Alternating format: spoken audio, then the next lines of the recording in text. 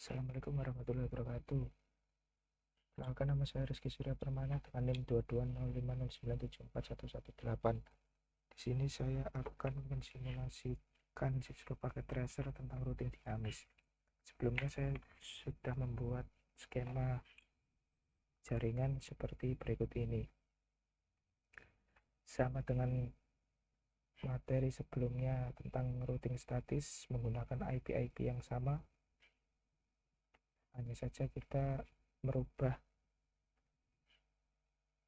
konfigurasinya. Yang semula statik kita hapus semua, pada router 1, 2, dan 3 kita setting ganti ke RIP. Yang pertama, kita masukkan IP network dari masing-masing router 2 dan PC 1. Yang pertama, IP network router 1 ke router 2 menggunakan IP 12.12.12.0. Lalu router 1 ke router 3 13.13.13.0. Kemudian IP dari PC 1 192.168.1.0. Sama juga halnya di router 2, kita perlu konfigurasi IP yang menghubungkan router 2 dengan router 1, yaitu 12.12.12.0. Lalu dari penghubungan router 2 dan router 3 23.23.23.0. Lalu yang router 2 dengan PC 3 yaitu 192.168.1.128. lalu kita add, dan di sini setelah kita add akan berubah IP-nya 12.0.0.0. Lalu pada router 3 juga sama, kita setting, kita tambahkan IP networknya.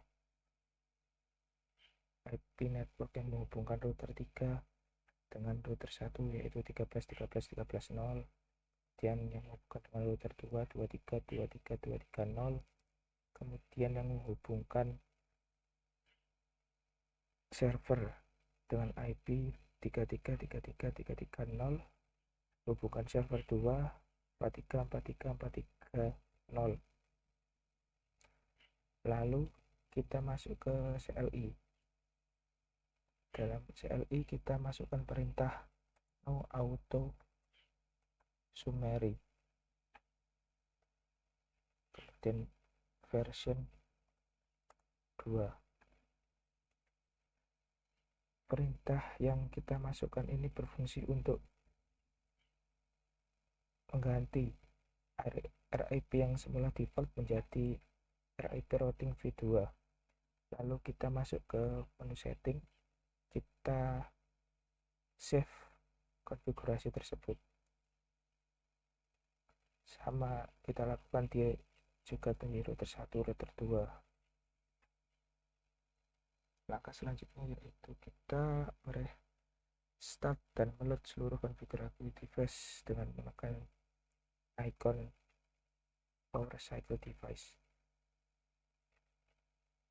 Di sini lampu indikator berubah menjadi warna merah. Kita tunggu beberapa detik hingga lampu indikator berubah menjadi warna hijau.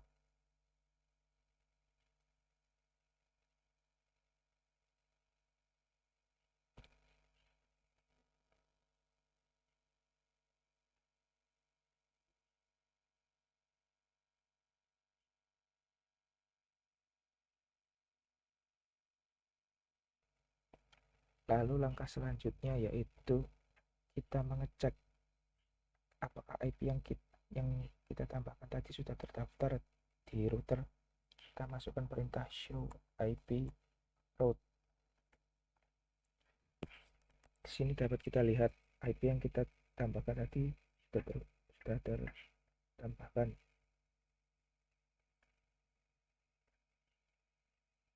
Dan kita juga cek juga di router 2. Sama, kita masukkan perintah show IP route. IP yang kita tambahkan tadi berhasil terdaftar. Lalu di router 3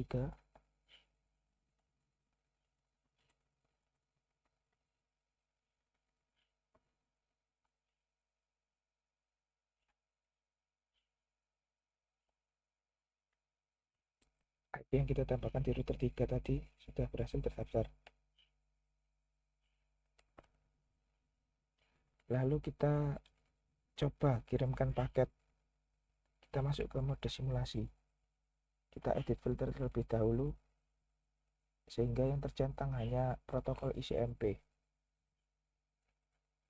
Lalu kita coba kirimkan paket dari PC1 ke PC2.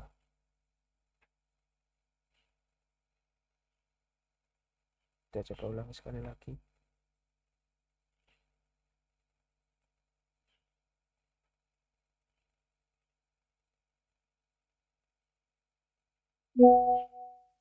Pengiriman paket dari PC1 ke PC2 berhasil. Lalu kita coba dari PC1 ke PC3.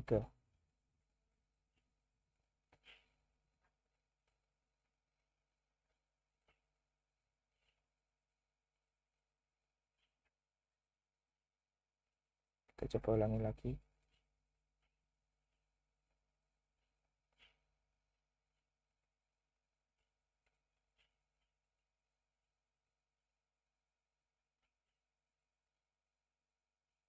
Pengiriman paket dari PC1 ke PC3 berhasil.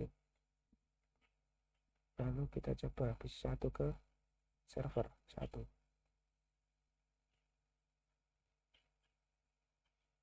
Kita coba ulangi lagi.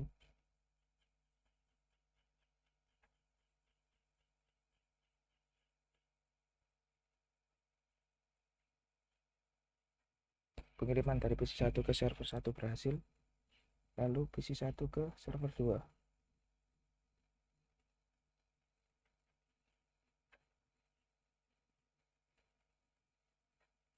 Kita coba ulangi lagi.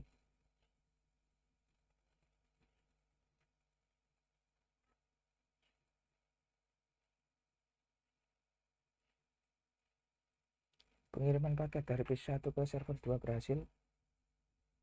Lalu kita coba ke PC3, mengirimkan paket ke PC1.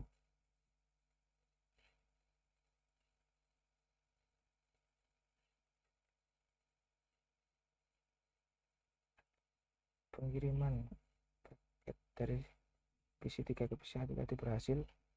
Lalu kita coba PC3 ke PC2.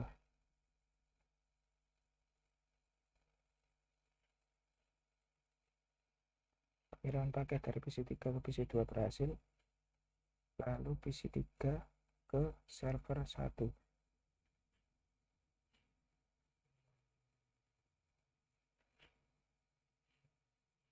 Pengiriman paket dari PC3 ke server 1 berhasil.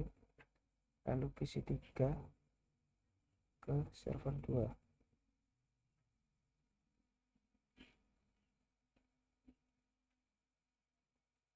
Pengiriman paket dari PC3 ke server 2 berhasil. Lalu dari server 1 ke PC1.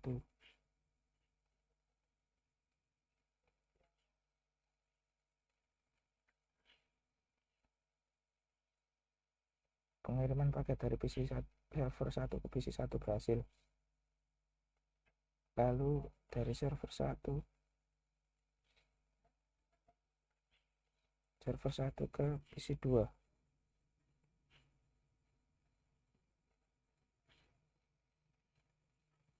Pengiriman dari server 1 ke PC2 berhasil.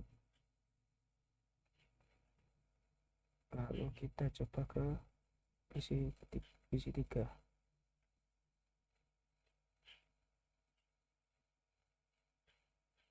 Server 1 ke PC3 berhasil. Lalu dari server 1 ke server 2.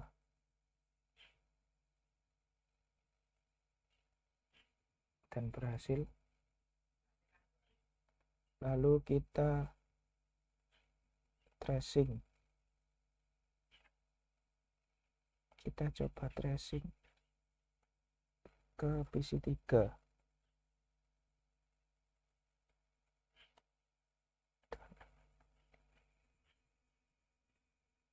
dengan IP-nya 192.168.1.253. Kita kembalikan ke mode real time terlebih dahulu.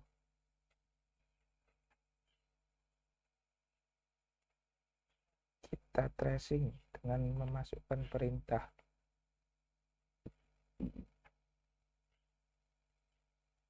(192.168.1.253). Dapat kita lihat IP-IP yang dilewati dari PC1 ke PC3, lalu dari PC1 ke server 1.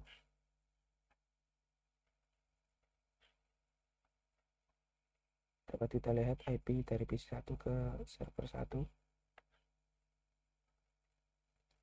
lalu dari PC1 ke PC1 ke server 2, kita lihat IP-IP yang dilewati.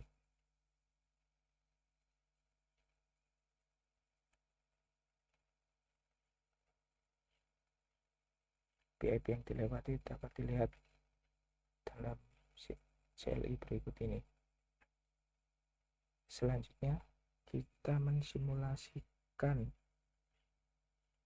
pemutusan antara yang menghubungkan router 1 dengan router 3. Kita coba melakukan pemutusan dengan men-off-kan atau mendisablekan kabel yang terhubung router 1 dengan router 3.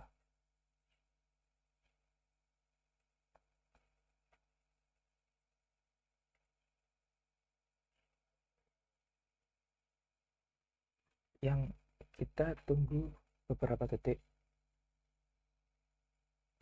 Nanti kita coba yang awalnya dari PC1, pengiriman paket dari PC1 ke server 1 melewati router 1 dan router 3, nanti akan berubah arah ke router 1, melewati router 2, router 3, dan ke server 1.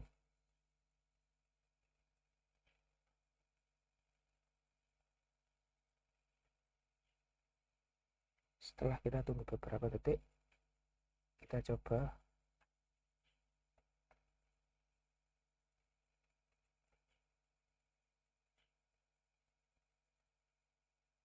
dapat kita lihat alurnya.